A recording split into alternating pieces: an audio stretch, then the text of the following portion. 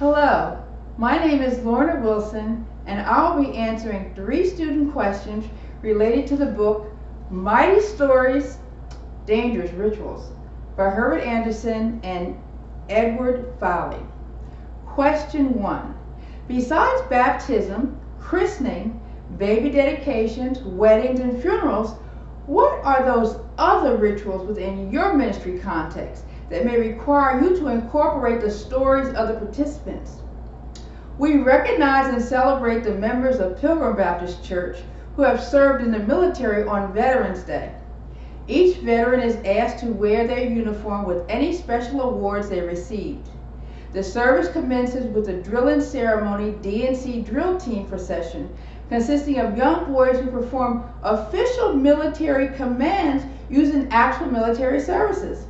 Next, the men and women who served in the military, both active and veteran, process after the drill team.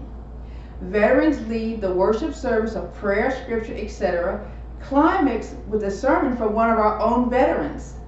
The service concludes with moments of recognition where each veteran gives their MOS, mission organized status, including their rank, duty, and service locations. Every veteran is given a special framed certificate in commemoration for their services, and a special award is given to the veteran for notable achievement. The service concludes with prayer and a formal drill procession, followed by a special meal prepared for the veterans and their families. The veteran services achieve several important things regarding memory as it relates to story and ritual. Number 1. This special occasion provides an opportunity for each veteran to rehearse and share their story in their own words with the congregation and with each other. Number 2. Storytelling allows the veteran to reflect on the past and to celebrate their experiences and achievements in the military and to thank God for His preservation and blessing when they retire. Number 3. The larger church community has an opportunity to celebrate and encourage each veteran. The congregation gleans from each veteran's experience, thus becoming more knowledgeable of the duties, responsibilities, and experiences of persons serving in the military. The fellowship meal provides a means for networking and sharing more stories about those who were active in war and who supported the war efforts with specialized services. Number 5. The dialogue does not stop after the service, but continues throughout the year. For example, veterans are notified of changes in legislation, in services, and benefit information on how to file, etc.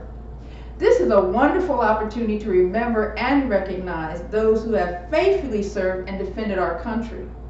Recognition makes people feel appreciated.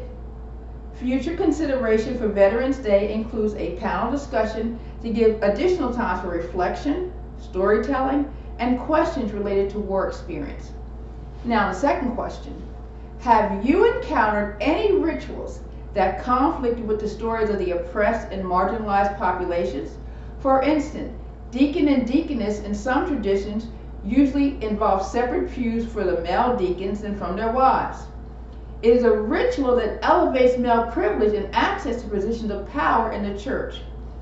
Well, sometimes women are marginalized in the church. I recall when a female guest preacher was escorted from the pulpit to the podium on the floor because that particular church did not approve of women preachers.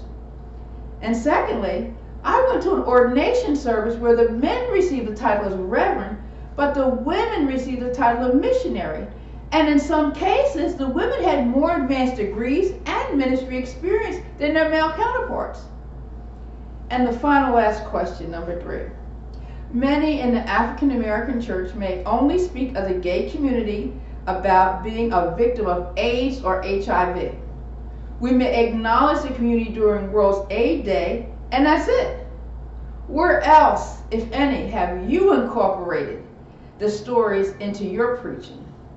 Well, the LGBT community stories can be incorporated at various times of services, such as Black History Month celebration, Veterans Day celebration, Educational Day service, Heritage Cultural service, and also social justice advocacy services.